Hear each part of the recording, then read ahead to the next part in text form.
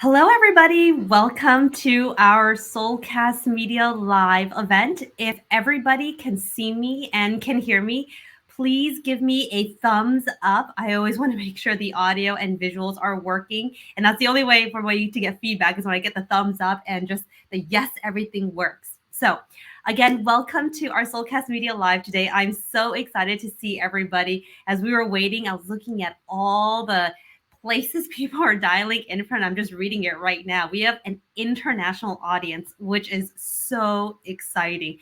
We have folks from Turkey, we have folks from the UK, South Africa, of course, here in the States as well. I see some folks from the Boston area, which is not too far from where our guest is, but I'm here in California. So I see some folks from the California region as well. So again, welcome everybody to our event today.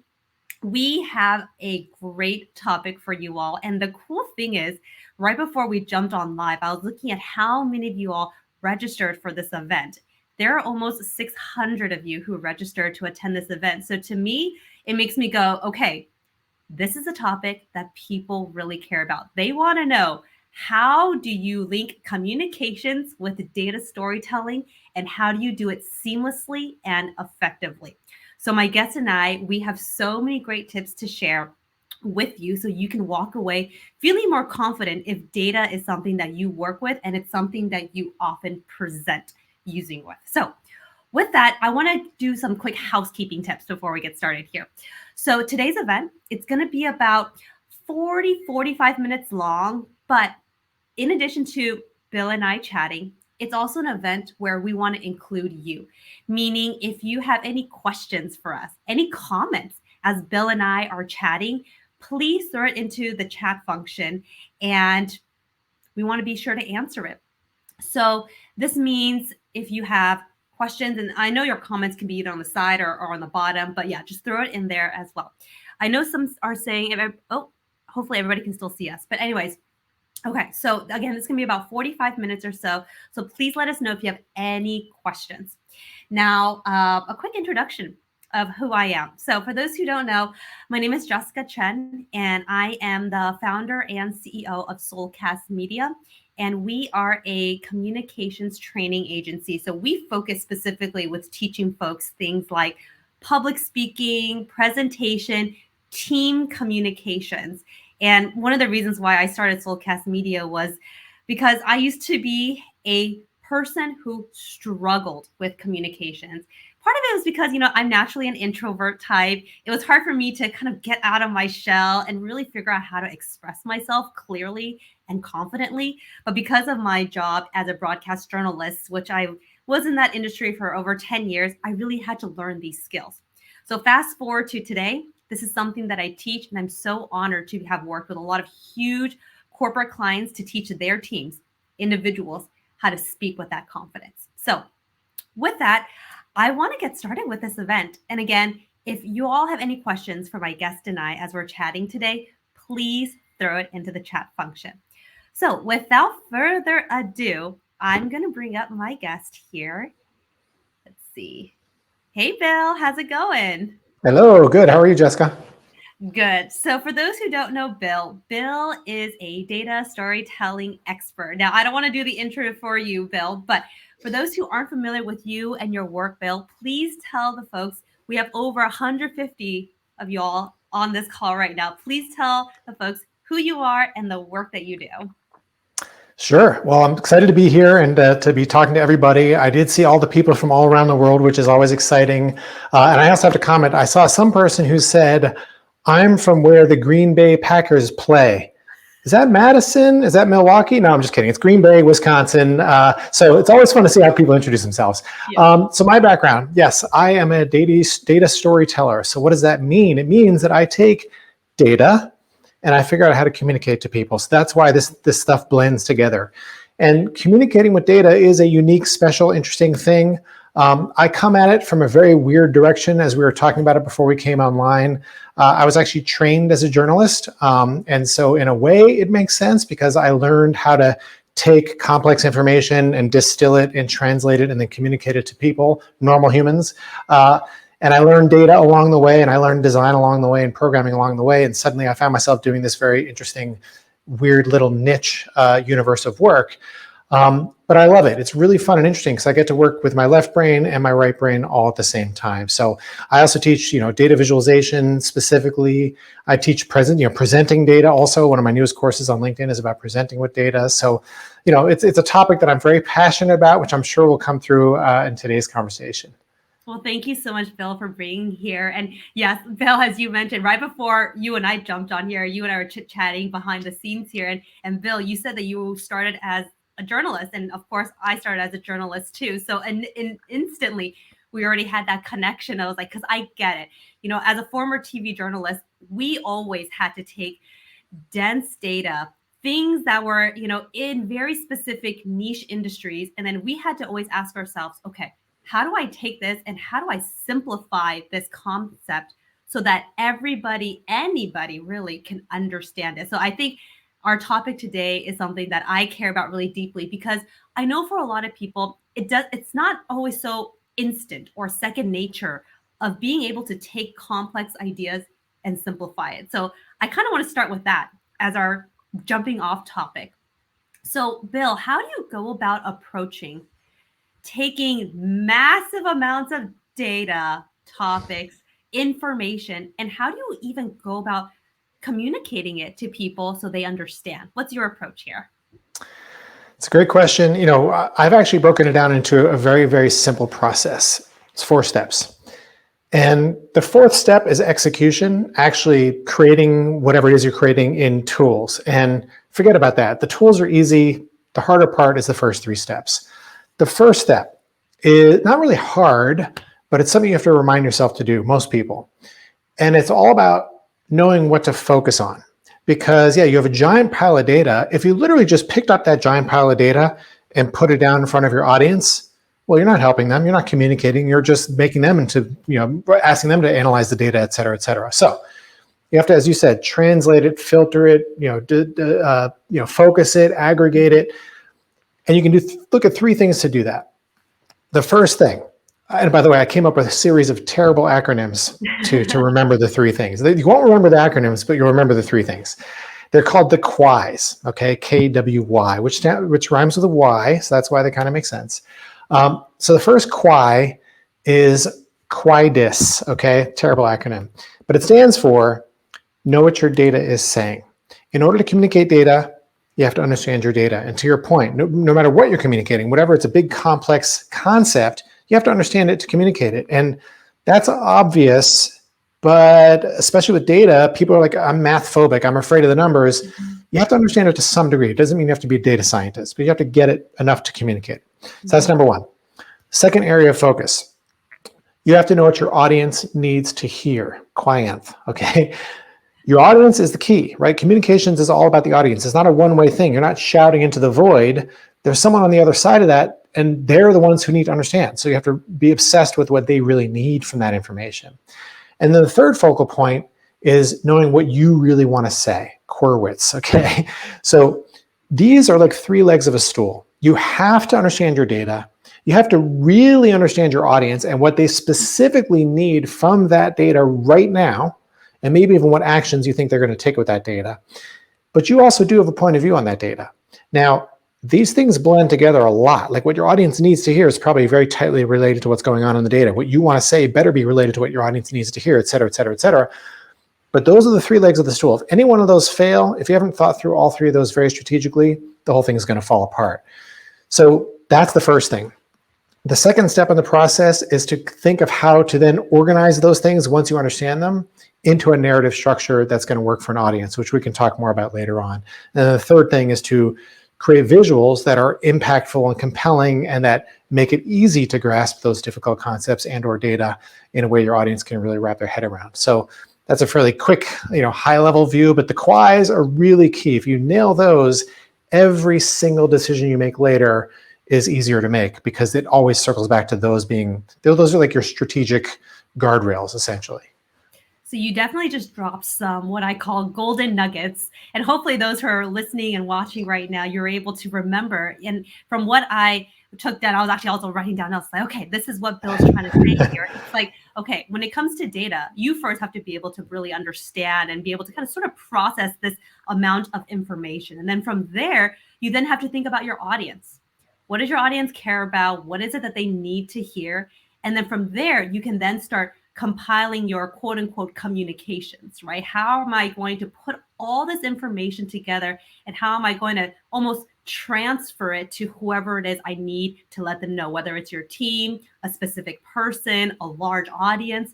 So these, what you call them, the pillars, right? Like of the three legged bar stool. These are the things that you want to almost ask yourself and remind yourself anytime you are about to embark on taking large amount of information and trying to simplify it. So Yeah. the next question that I just kind of am thinking about, and I kind of think about, when I struggle with using data and I'm trying to communicate it out, it's how do you pick and choose what is the most important part, especially if there's so much really valuable information? Because I do know one thing, and I'm sure you agree with this, Bill, but what you don't want to do is you don't want to dump everything all at Yeah. once either. You don't want to dump all this information because nobody's going to be able to retain that information either. Yeah. Yeah. I mean, the key thing there is the quays theoretically will help you do exactly that. So an easy way of thinking about it is this, and people use this phrase a lot. You got to figure out the true so what in your data. And that's what you should be actually communicating out. Another way of phrasing it is, you think about, you want to separate the interesting from the important. So as an example, I did a survey. And I asked 1,000 people to rate, to give us their favorite flavor of ice cream. Okay. And I have all kinds of information about those 1,000 people. I have, their gender, their age, where they're from, whether they're left-handed or right-handed, whether their hair color is this, that, or the other, et cetera, et cetera, et cetera. And one of the discoveries I found in the data is that left-handed people prefer chocolate chip ice cream. Right-handed people prefer strawberry ice cream. Who cares? Is that going to help you market your ice cream flavor? Are you really marketing towards left-handedness? If not, interesting, maybe, not important. And the quays are going to help you figure that out. What does my audience need from this? Am I marketing on a left-handedness website? Maybe, okay. In that case, maybe I need to know that. But usually, I'm advertising Google Ads or on CNN or wherever. I couldn't care less about handedness. So what does my audience need? They need to figure out where to buy the ice cream, or which ice cream they should buy. What do I need? I need to sell more ice cream. What is the data saying? It's saying that people who like this, like that. That's the important stuff based on the quays, which helps me narrow in and focus on the parts that really matter. Does that make sense? It definitely makes sense. Interesting versus important. And I think that's a really good way to almost siphon certain information when you're trying to figure out what do I need to keep versus what Yeah. can I kind of put to the side for now and use it maybe in a different time, a different place when my audience is different. But if I know today the audience that I'm communicating to cares about not about whether you're left-handed or right-handed, but they care more about something else, then I can take that information, store it, remember it, and then communicate to the heart of what people again care about. Because that's really what Yeah. communications is. If you can't speak to what people care about, people are not going to retain the information. That's it. And I'll tell you what, one of the best pieces of advice I can give related to this is essentially, and this is my favorite way of saying it, is it's better to be a ruthless editor than a good writer, designer, creator of anything. Editing implies you've thrown it all on the page and you're figuring out what to pluck away and take off. And that's really important because no matter what you do, you're going to put more down when you start and you're going to want to take stuff away to make it perfect. But even better than that, if you can, is to simply change your default behavior to no. Meaning, by default, I'm going to put as little as I can possibly put in this communications about this data. I have 87 gigabytes of data, 8,000 insights, 400 fields and variables, and blah, blah, blah. If I can get away with saying this with one number, I'm going to do that. If I can get away with saying it with 4 numbers, I'm going to do that. So you do as little as you can possibly get away with. If you start from a default of no, then it's easier to focus because it's like you're starting from a focal point and only expanding as much as you must. I wonder if it's easier for people to do it that way, to kind of start out with little and then go out versus going out and with a lot to little. I don't know. It's not, I don't think it's easier for people to do it that way, especially to start. When you're learning to write, an easy sort of metaphor people do more of, you're told, just throw it all on the page, get it all Yep. down, and then you can always strip it away. And that's a good way to learn, a good process.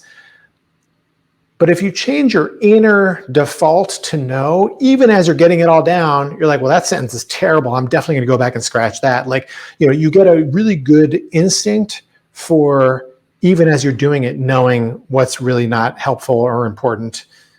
So when you come back to it, you can make it better. So yeah, I wouldn't say it's a good process to start from zero when you're learning. But if you learn how to do it well, like now that I've been doing this for a million years, I'm pretty good at knowing what to just leave out from the beginning. It doesn't even end up on the page, usually.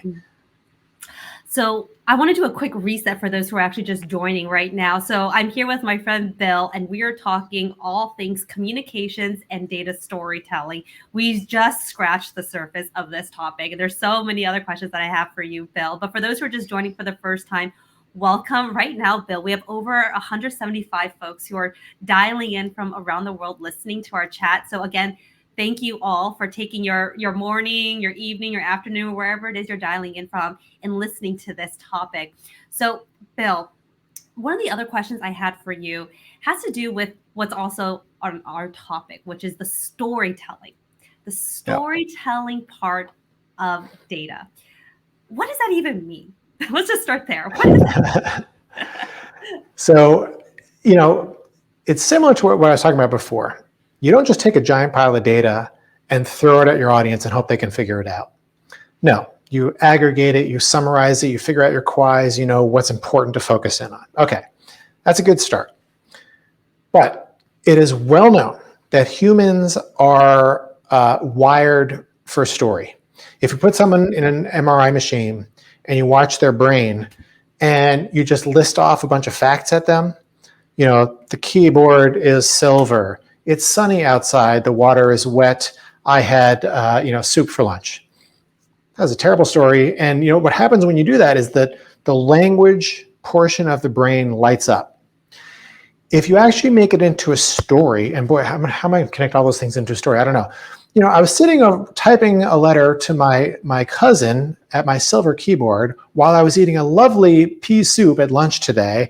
So if you just string those things together and something that feels more like a story, and again, you watch the brain in an fMRI machine, what you see is not just the language portion of the brain light up, but the olfactory, the smell portion of the brain, the vision portion of the brain, more parts of the brain light up because people connect with the story.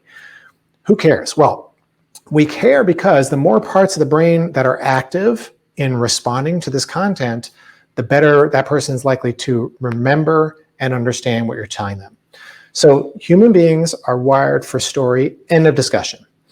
So story is important. So what's a data story?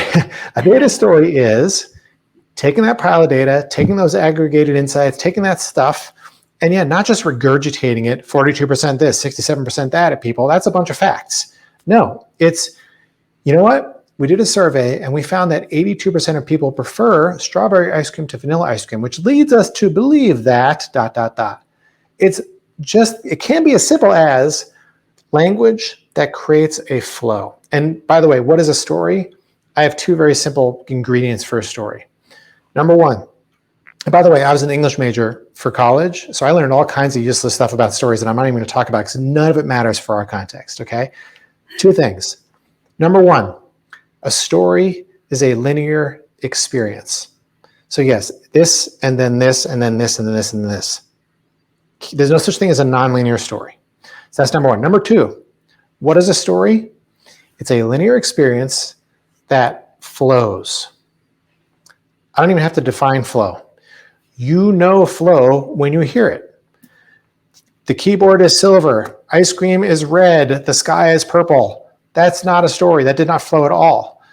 The keyboard is silver as I was eating my green pea soup. The flow is something your ear will naturally hear and understand. If it simply flows, then it's deeply ingrained in our bodies to respond to that. So data storytelling is simply communicating data, yeah, it's numbers, in a way that flows together in a logical way. So it's actually that simple. And you can add more nuance on top of that, but really for our purposes, that's all you have to remember. It reminds me of back in my old journalism days of how we had to go about crafting stories. And in our mind, our priority was, okay, how can we start off our quote unquote story or presentation or whatever to capture the audience's attention? And we always would think of it as, how can we humanize, Yeah. this quote unquote data? So like, let's say we're doing a story about like X percent of Americans, for example, X percent of Americans have this.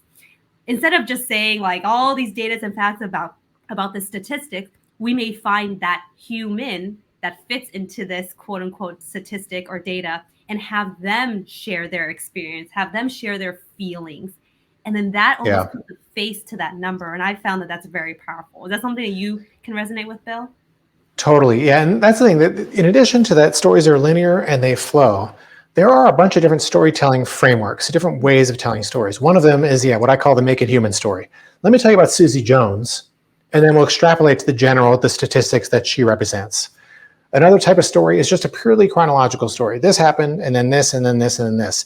Those are two fine, good story techniques. And the make it human one is especially good for very abstract data. There are other storytelling techniques. Pixar uses the once upon a time story. It's a very sort of classic framework for an emotional story, which they use for literally every movie they make. Businesses always tell the story of, here's the background, here's the recommendation, here are the next steps. So these ways of organizing stories are all good. Depending on the context, one might work better than another, et cetera. But the thing that makes them really work, most importantly at all, is the fact that they flow. I can tell you a story that's a make it human story, Susie Jones, and extrapolate to the general and the data. I could take that same story and just tell it in a chronological story. Either way, it's going to work. Now, the personal one, the human one, might connect with a broader audience more easily, but any framework will work if you're really good at figuring out how to flow it all together. Which brings up another point. In journalism, we were taught, like you said, a really strong lead, like the who, what, when, where, why, better be in that first paragraph. You got to hook them, because not to mention in news, they might not go beyond paragraph 3. No one's going to read your last paragraph almost ever. So the goals of a journalistic story are different. It's like hook them, get them what they need, and if they leave, at least give them as much as you can. So it's pack it up top, right? In literature, so like I teach a workshop where I show one sentence from Absalom, which is a William Faulkner book. He's famous for endless sentences. This one sentence has 122 words.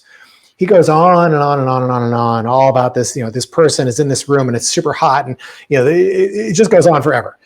And if you wanted to summarize that one sentence in as short a format as you could, it would literally be, they sat in the room all afternoon.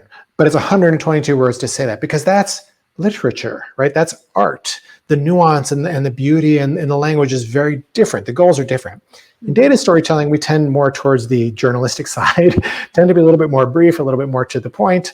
But yeah, as long as it flows, it's good. And every human knows how to make a story flow, because we tell stories all the time. So the problem with data storytelling is that we tend to get freaked out by the data, so we forget how to tell stories like normal humans. So that's another thing that, you just have to remember to step away from the data and just turn your human brain back on and tell a story.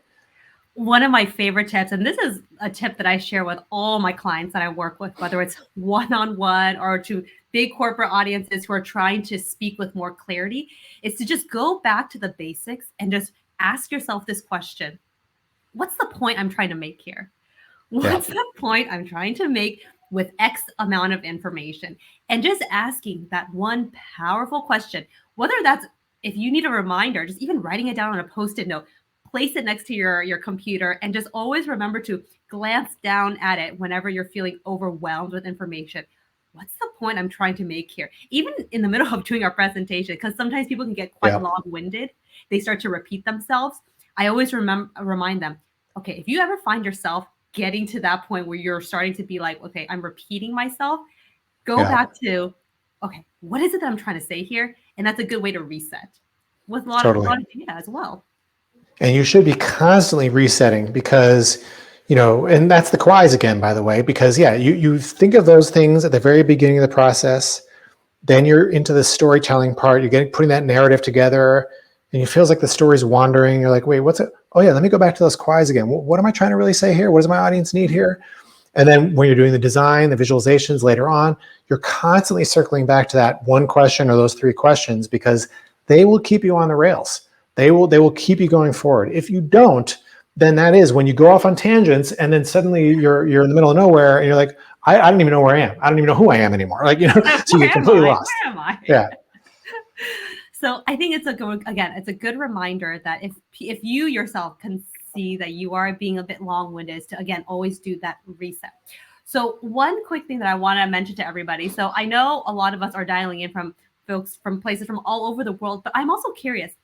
Assume the reason why you're all here listening is because perhaps you work with data in some capacity in your career. So I actually would love to see if you can all drop in the chat function what industry it is that you work with and how you use data right now in perhaps your everyday work. I'd love to see it into the comment section.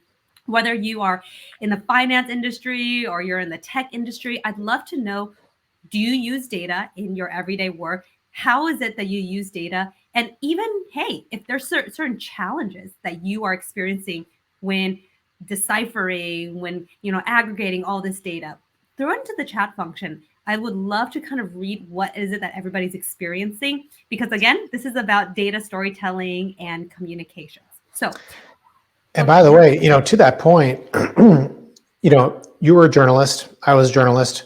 I don't know about you, but why did you go into journalism? I know why I did. It's because I like to go like an inch deep and a mile wide. I don't want to specialize in anything. I like to just learn all kinds of new things all the time. Yeah. Everybody works with data. I might be working with a nonprofit one week, a big corporation the next week, government agency the following week, etc. It's everybody works with data. Whether you're just doing, we did a dumb little survey of our employees, or we did a huge academic study about X, Y, Z. Everybody has data. Everyone's using data in a PowerPoint presentation 100 times a year, 30 times a year. And so it's everybody, everything. And so that's what keeps it interesting for me, is that it's just an endless supply of interesting ideas that I get to help people communicate. And the work that goes into collecting data is important work. It's important work in the sense that you need this data to get some real concrete idea of what's going on. Otherwise, it's just anecdotal. We're just assuming, oh, that feels right, but you need data to really know for sure what the heck is going on. But the problem is, once you've done all the work to collect this data, unless you can communicate it well, it will just fall flat. Nobody's going to understand the impact of why that data is so important. So for all of us who are on this right now, figuring out how to communicate it well is something that you can learn, and it's something that can get better as you do with time. Sometimes people go, "Oh, I can't do it. I'm never going to be a good data storyteller. I'm never going to be able to communicate this well." But no. I always say that's not true. And that's one of the reasons why I teach communications, is because communications is a skill that can be learned. And I'm sure, Bill, data storytelling is a skill that can be learned too. Definitely. And by the way, the primary reason people think they won't be able to do it is because they're afraid of the numbers themselves. They're afraid of the data part. And, the first thing I said, the first why is know what your data is saying. And I have to reiterate what I said before, which is that you don't have to be the data scientist or even a data analyst. You don't have to understand statistics. Maybe you have a subject matter expert, a partner, a colleague who's going to do the primary heavy lifting around the data analysis. Your job is more like the journalist who's going to listen to that and even, by the way, help them understand what they're really saying, really thinking about the data, and then just translate that for other people. So, there's like a spectrum of data knowledge and expertise. Up here, the crazy data scientists. Down here is, I think 1 + 1 is like 2 or 3 maybe ish. You can be pretty close to down here and communicate with data, as long as you have good partners you can work with who can help you, get enough understanding of the data to know how to communicate it. Which gets to, by the way, what Jessica said. What do I really want to say here? What's the point here? You ask your subject matter expert. You just said a lot of numbers at me. What's the point? You tell me in English, by the way, dude, what's the point of that stuff you just told me? And then he'll say, oh, yeah. Standard deviation, chi-square test, blah, blah, statistics, mumbo jumbo. Oh, yeah, no, that's not what I meant. What I really meant is that people like strawberry ice cream. Oh, thank you. That's the point. Okay, why don't we just say that? Ah, good idea, right? So yeah, that's your job. You're the translator, and you have to know some of the data, but not all the data. So, take it with a grain of salt. You can learn to communicate for sure. You can learn enough data literacy to communicate data well. Step back from any of your fears and phobias to realize that it's very, very doable. It's totally doable. And it just made me laugh, but it was a good kind of reminder that maybe sometimes tag teaming, putting together data storytelling or data communications, tag teaming it with one of your colleagues is a great way Yeah. to continue to siphon information out. And it's just kind of what you did, when you can work with your colleague and be like, okay, so what's the point you're trying to say here? To have somebody else remind you of that can help you clarify what it is that you're actually trying to say. So just having that Totally. buddy, sometimes having that buddy can help a lot. By the way, I'm looking at all the folks who are writing how is it that they exactly use data. And we really do have folks from all different industries: HR, healthcare, tech, the auto industry, the Department of VA. So, yes, a lot of folks are saying that they use data in some capacity. Let's see here. I'm just going to read some of it. I'm a program manager for LinkedIn Learning, and I use data visualization to show content usage and activation. So we love LinkedIn Learning. Bill and I are both LinkedIn Learning instructors. Let's see. Hospitality, they use data because of the feedback they get from guests, right? I'm sure it is they're collecting data from folks who are perhaps putting in surveys. Let's see. Purchasing in the auto industry, we try to communicate our results like we are speaking to a kindergartner, and that's fantastic. Simplify it. Yeah. I remember my old boss used to always tell me, think about just telling your best friend, your mom, what it is that you're trying to say. And I think that has Yeah. always helped me make it more conversational, make my dense topic more conversational. And like, okay, if I was going to explain this to my best friend, if I was going to explain this to my mom, would I want to just dump all this number? No, not really. I'm just going to tell her what it is. So, Can I give you my favorite sentence that oh, I've what is ever it? written? What is it? And I've never done this from memory. We'll see if it works. Strive to disambiguate your abstruse concepts, even if your proclivity is to obfuscate, which of course just means use simple words. Like, don't talk like that. So yeah, like we can make ourselves sound real smart by going to the thesaurus, or we can just say what we mean. That'll be much more clear. So 2 weeks ago, I actually had one of my other friends on our Soulcast Media live event, and he's the chairman of Citibank in the South Asia region, and we had so much fun, kind of going back and forth, just like this, Bill, of talking about communications.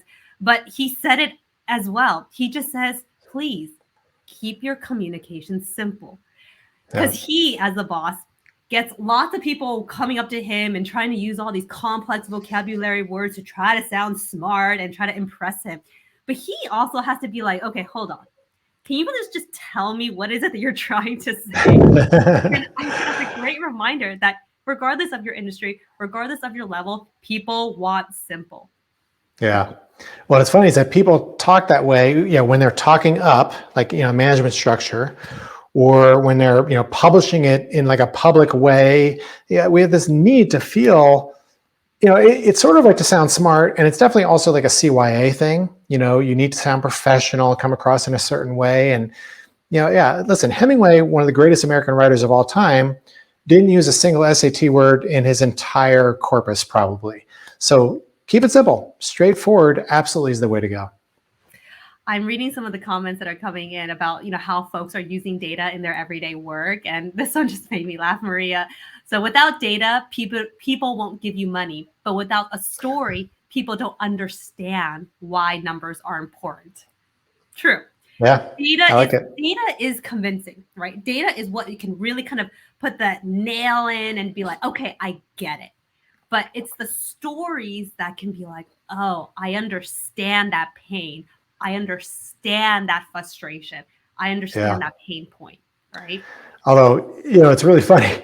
I'm working on a new talk, to give at conferences that the tentative title is Data-Driven Decision-Making is Bull, you know what? Because interestingly, and there was a lot of studies to back this up, we actually don't listen to data at all. Like human beings are very bad at reasoning. Even though we think that's the only thing that separates us from the animals, it turns out we're terrible at it. Oh, We don't no. reason. So what we do is we decide for whatever reason, who knows why, because we want to decide on X. And then our reasoning is simply to convince ourselves that what we just decided already was the right choice. So does that mean throw out the data, forget why are we even here, let's just go have an ice cream? Maybe, but it also could mean that that's an even more important reason for the story. If my data is not going to convince you, and you know what, unfortunately it's not, the story is what's going to connect with you as a human, make you feel something. And yeah, the data is there to help you reason and convince yourself why it's a good choice. But in the end, you're going to make the decision probably more so about the story than even about the data itself, which is very disheartening in some ways, but unfortunately it's true. So one of the questions that I want to get to is because I'm reading how folks use data in their everyday work, whether it's looking at metrics, whether it's surveys, whether it's, let's see, just internal information. I imagine one of the questions people may have is, what stories? Like, what stories do I tell? And by the way, if you all have any other questions for Bill and I, please continue to throw it into the chat function. I'm monitoring as Bill and I are chatting. But yes, so at this point, I think Bill and you and I have kind of repeatedly said stories are powerful. But then now people are like, okay, I get it. What stories? What stories can I put into my everyday conversation or everyday presentation that makes sense and aren't going to turn off my colleagues and they'd be like, why are you talking that way? Right? What kind of stories can we incorporate that make sense, that can help get our message across? And I know this is a very broad question, but what are your thoughts on this, Bill? Yeah, it's tough. I mean, so it also circles back to the same question, what am I doing here? What's the point? Because you don't have data just because it's fun to have data. You chose to measure this thing over here. We choose in a corporation to measure how much stuff we sell. Why? Well, because you said it earlier, you can't manage what you don't measure, right? The famous Drucker, I think it was Drucker who said that. We measure it so we can manage it. All right. So my boss said, hey, put a report together about that stuff we measured. All right, boss, here's the numbers. You don't just fling the numbers at them. There is a story to be told there. Okay, what story, to your question? I don't know. What is the story? Is the story that, hey, it's a quarterly meeting of your salespeople, so you're probably focusing on the sales numbers, and it's probably about the volatility in sales we've been seeing going on, but the sudden jump in sales last quarter. Maybe that's an interesting story for the sales group. Or maybe it's not for the sales group. Maybe the story is for HR. Look at sales keep going up and up and up and up. We're going to have to hire another 10% of people this year to manage that growth. So it's extremely contextual. What am I measuring? Why am I measuring it? Who am I talking to about it? Wait a second. That sounds like the whys again, right? So it's, what is the data saying? What does my audience need to hear? Salesperson versus CFO versus HR. And what do I really want to say about it? Well, I really think we need to start hiring people because of X, Y, Z. So I would argue that what story to tell should be the easiest part of it, given that that's going to be obvious based on those other three things. What am I measuring? Who am I talking to? And what's important to focus in on? Interesting versus important. I think that how you hone that story can certainly be highly nuanced. Meaning, it's the sales meeting. Sales have been volatile, but they're going up. You could tell a story that's simply sales have been volatile, but they're going up. That's probably a very short meeting, probably kind of boring meeting. And what can we do about it? Well, I guess sales are good. Let's all go take a vacation. Why should I keep selling, right? Or there may be some interesting nuance in that data. Maybe you need to know your data a little bit better. Sales are volatile, but they're going up. But you know what? In APAC, there was a weird dip in Q3 of last year. And no other region had it. Aha. Now let's hone in and let's talk to the APAC sales group, et cetera. So, the story sometimes doesn't seem like as much going on. And then that's where you have to go a little bit deeper into your data to maybe find the interesting story, the required story for that context. And when you find that story, that dip will resonate a lot more, because instead of just saying, oh, there's a dip, it's really being able to kind of figure out what is it that happened and communicate that story. So I feel like, and what should we do about it? Exactly. What should we do about it? So I feel like I'd be remiss if I didn't mention another pillar of communication. So at this point, we've talked about having the data to almost, solidify the message you're trying to make, finding that story to humanize it in some ways to get it to stick. But then the third element that I think we need to talk about is your delivery of this information, because you can have the world's best story, you can have the world's most, the biggest data set, but if you cannot communicate it and deliver your information in a compelling and interesting way, people are still not going to be able to retain that information that you're delivering. And this is kind of where my work really comes in, because I work with folks to really make sure their delivery is solid. And, just from a high level point of view, it's things like using your body language. Sometimes when it comes to, people communicating dense numbers, they also start to talk really robotic. They get really stiff, right? But I'm always reminding folks, no, treat it as a conversation.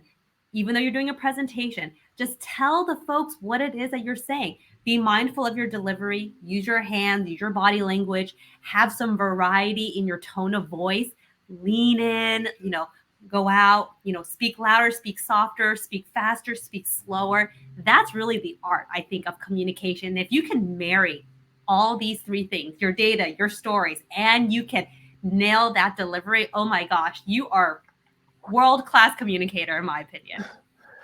No, that's definitely true. And I'll even add a fourth piece to it, which is part of the presentation, part of that delivery. But in data, it's really important to visualize it. So it's the visual representation of the data. And then, yes, you also have to speak it, present it, maybe if you're in front of an audience, to do that. And visualization is its own whole category of learning, because, we're all in Excel, we have our data, we can hit a button that says crank out a chart, but that chart can be next to useless unless you really are thoughtful about how you're designing it, what really goes on the axes, what colors you're using, and a whole bunch of other decisions. That is also very learnable, but the visual can help you tell your story. A bad visual is a disruption. It's kind of like someone getting lost and wandering for 10 minutes when they're talking. The visual can really express the most important ideas in the data, and then your presentation of it can simply highlight it, add to it, summarize it on top of that. So I would put those two things together. It reminds me of so one of the work that I'm doing right now, I'm actually working with a client, and he, of course, his role is in data as well.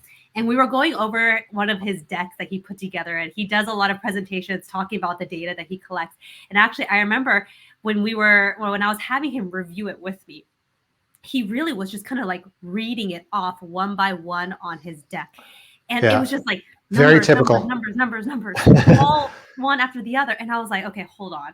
Like, we need to rethink you kind of like just reading your presentation that way. So one of the tips that I shared with him, I'll share with those, is all that data that's on his presentation. Fantastic, really important information. But again, your presentation is there to support you. It's not there to essentially guide you in that way.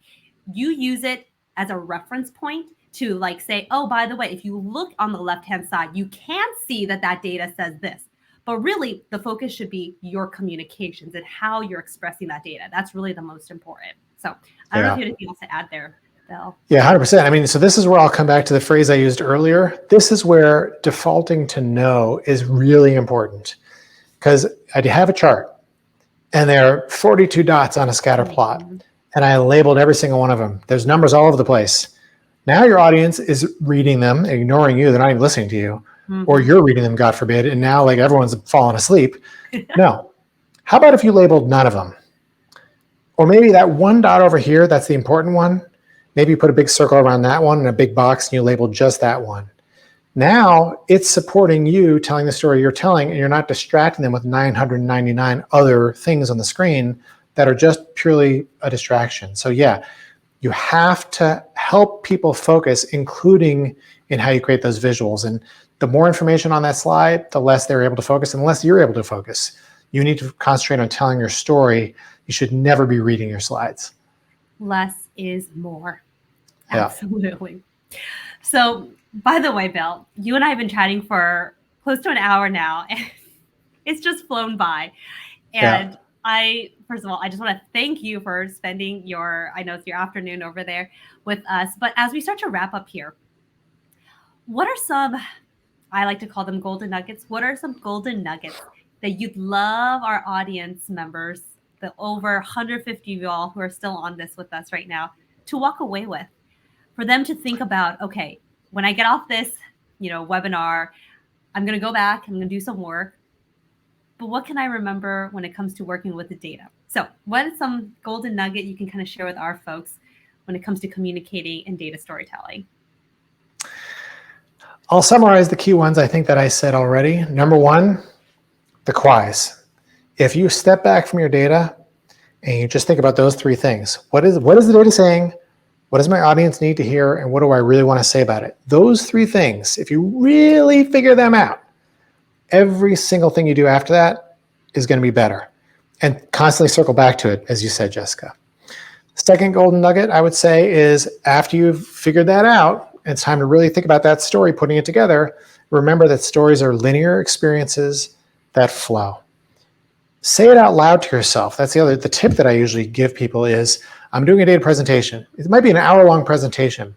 Is there a way for you to express the 2-minute version of that entire presentation in words to confirm that your story really flows from one idea to the next to the next? If you can summarize it in 2 minutes, you have a story that's going to work structurally. I guess the third bit, and I use this in a couple different contexts, but I'll say it again, is absolutely default to no. You just said less is more. The phrase that I use in terms of design is do less. If you default to no, if your visuals are as simple as you can make them in terms of the amount of colors that you use, in terms of the amount of labels that you put on them, and a few other things, if you just think of that screen as being as faded back as possible, and then boom, I'm going to punch you in the face with this one line that I really want you to see with color and brightness and thickness, then you're forcing your audience, you're begging them to see the important part, and the rest of it is just there for context. So do less or default to no is a really good way to think about it. And then the fourth, last one, is the key to data storytelling in all of these stages is to forget the data for a moment. Step back from the numbers. It's not about the numbers. I mean, it's all about the numbers. Yeah, okay. But it's not about the numbers, right? It's about what the numbers mean.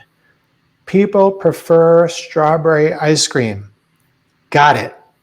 I may give you crazy statistics to prove it, or I may not, depending on my audience. But the crazy statistics aren't the point. It's the ice cream.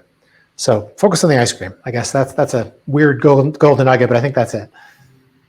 Put that on the sticky pad. Focus on the ice cream, right? Yeah. When in doubt. Because that's really the meat of it, right? I think sometimes a lot of us can get so consumed with the numbers. And I think because a lot of us may have jobs that are so heavily reliant on finding that data, on using numbers. But I think one of the advantages of being human and not robot is we can find that human side. We can analyze it in a, I guess, more advantageous way. Because like, okay, robots, they're the king of numbers. Like we have all those automations who can spit out all these numbers that humans can never do in that speed, in that way. But what we can do that can separate us from the robots is finding that way to humanize it, to make it understandable, and to make it, again, to build that connection, which ultimately is really what the storytelling is. It's to, we as humans have to be the ones to build the connection and not just be the ones to spit out the numbers, because the computers do that, right? We don't need to be the one to spit out those numbers for folks. So that is true. Well said. Yep. So at this point, Bill, I just want to thank you so much for spending your afternoon with me here on our Soulcast Media live event. Where can people find you? You can find me on LinkedIn Learning always if you just Google my or search my name on LinkedIn Learning, and my website is billshander.com. And yeah, so I'm always out there trying to share what I've learned over the many years, and love to hear from you all and talk to you about data storytelling. So thank you so much for having me, Jessica. Well, thank you, Bill, for being here. And for those who don't follow Bill already, be sure to on LinkedIn. Bill also has a number of LinkedIn learning courses because he's also a LinkedIn learning instructor, just like how I am. And us LinkedIn learning instructor folks, we all love sharing our knowledge when it comes to whatever expertise or whatever area that we focus on. So for me, I'm all about communication. So if you haven't taken some of my communications courses, be sure to check them out on the LinkedIn Learning platform. Now, some quick housekeeping tips. We have our next Soulcast Media live event in about 2 weeks. So, for those who have not RSVP for that one yet, the topic is all about impromptu speaking. Speaking on the spot, learning to think on your feet, how to answer questions and communicate it in a really nice, concise, and confident way. That's going to be the topic in about 2 weeks. So, for those who are interested in attending that, that's going to be with one of our board of communicators here at Soulcast Media. We have a few public speaking coaches here on my team, and I'm going to have one of them join me as we talk about impromptu speaking. Now, for those who joined and were just furiously taking down notes and missed some of the things that Bill and I talked about, be sure to check out our VIP communications pass. You can see it here on the screen right now. And instead of watching the whole hour long, we are able to kind of organize all the tips for you. So be sure to check out our VIP pass for that. Bill, again, thank you so much for taking the time. For those who joined us, thank you for spending your morning, your afternoon, your evening with us. We hope to see you soon, and we hope you all found this information helpful. And we look forward to seeing you all next time. Thank you. Thank you.